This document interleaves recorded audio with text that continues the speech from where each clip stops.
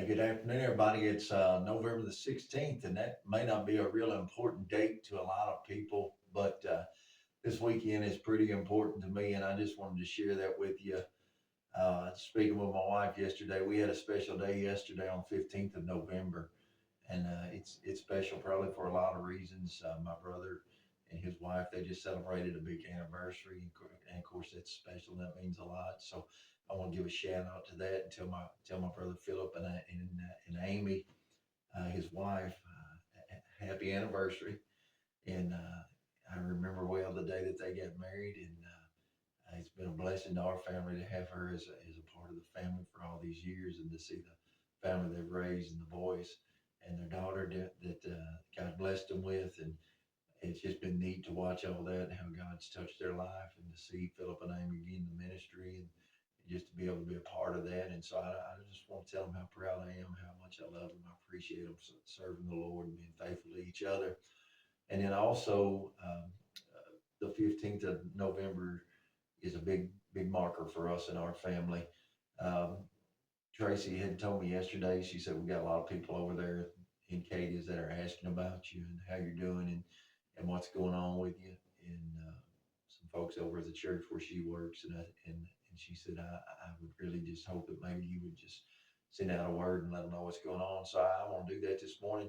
For those of you that don't know, last year, um, in the month of November, uh, thought everything was going good, thought I was healthy, and just really didn't believe there was anything happening that was any issue in my life as far as health wise.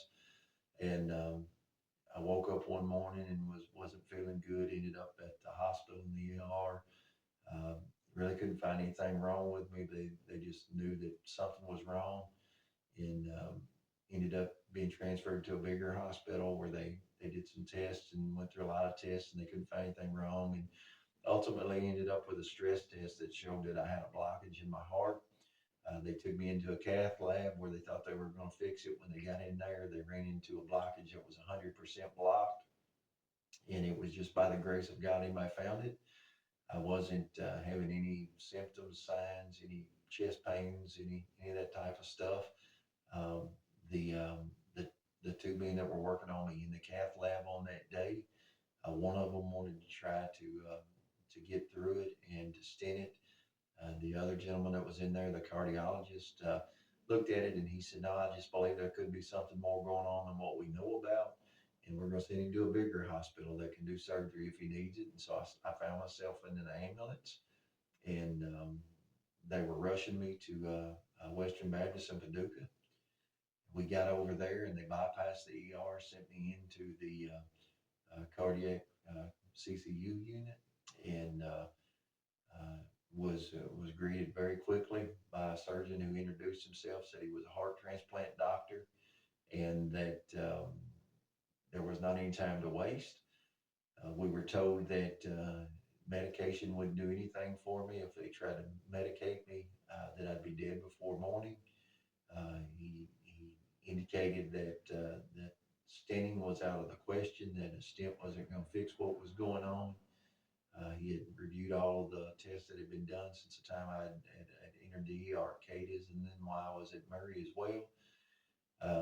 And he said, if I try to stent you, he said, if I can get back in there to fix it, he said, I'll be in there before morning. And if I can't get in there to fix it, you're going to be dead before morning. And so what I was assured of was God had spoken to my heart, and I'll share a little bit more about the testimony about this later, pretty quickly. But what I was assured of in my heart was that God had told me that I wasn't going to die, and to put my trust in Him. And so Dr. Lopez gave me another scan, a CT scan with contrast, and it was urgent enough that I wasn't even told that I was going to be put under. And I woke up the next day and had a triple heart bypass surgery during the nighttime hours. And he indicated to me the next morning that when he went in, that sometime between the transference from the gurney to the table, that my heart had actually stopped beating. And he said, I can't stress enough that you're a miracle of God, because when I cracked your chest, He said, your heart was just quivering. It wasn't beating anymore. And he said, if it would have just been seconds later, that you would have had a massive heart attack and you would have died. And so, through the course of that morning, I found out that I had 100% blockage and a 95% blockage on the two main branches that go into the lower left side, and then a 75% blockage on the other side. And so, uh, it wasn't good news, but it was good news in the fact that I was still there to hear it. And then he began to share with me that because of catching it before I seized, that he was able to immediately put me on bypass, and they were able to get all those bypasses in. And he said there was zero heart damage to the muscle, that it looked like a heart of a child, and that it should be a good recovery. And so through all that, um, God blessed. And I was off work for a short time. I was out of the pulpit for 5 weeks, and I was able to come back to the pulpit and begin to preach here at the church again. And then at the end of about 11 weeks, I was back at my job running the barbershop there in Cadiz. And so where I'm at today, I was told that after 1 year's time, that everything that they did to me, bones, grafts, all that stuff, should be completely healed, and that I can do anything that I want to do. In his words, anything that I felt big enough to do, then it wasn't hurting me. So I can tell you that the way that we celebrated yesterday was Tracy and I got up yesterday morning, we loaded up our side by side, and we went up to Turkey Bay and spent the day together doing something we enjoy, riding the trails over there. Um, had a good time, and left from there.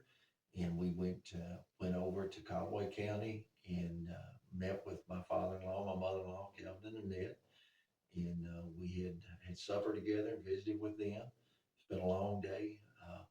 Actually, moved a piece of furniture yesterday by myself and got it where it needed to be. And I can tell you that there's been no complications at all. Um, that everything's going great to this point. Blood pressure, cholesterol's down. When I went into the ER, I was I was showing at that point in time that I was kind of inching toward being borderline towards diabetes. Um, I've lost quite a bit of weight. Um, had already lost about 65 pounds when I had went in. I was working on my weight, and so I've lost in the course of the last year about 12 to 15 more pounds, and I'm back in the jeans that I was wearing when Tracy and I got married. So same size, and so that's been good. My cholesterol is exactly where they want it to be, and everything's good. I'm still working a little bit shorter work week at work, but part of that is because of just the ministry stuff that we're doing and the time that things that we've added on to do ministry is consuming more time, and God's been blessing us. So. I would ask that you say maybe just a little bit of a prayer for me. I've been having a little bit of stomach issues, and we're thinking that it might be tied a little bit to some of the aspirin therapy and that I've been on. So I'm going to be having a doctor's appointment this week just to check some of that out. But nothing major, nothing that's causing any issues. And God has been good to us, and He has blessed us this year through everything that we've gone through, and He gets all the glory. So for those of you who have been asking and have concern, I really appreciate the concern, all the prayers and all the reaching out everybody's done this year. But as I tell everybody else, God has blessed us, and we're grateful and we're thankful for His mercy and grace. Hope you had a good Sunday today, and I hope that you know how blessed you are if you've heard the gospel, you know Jesus Christ. Have a good day.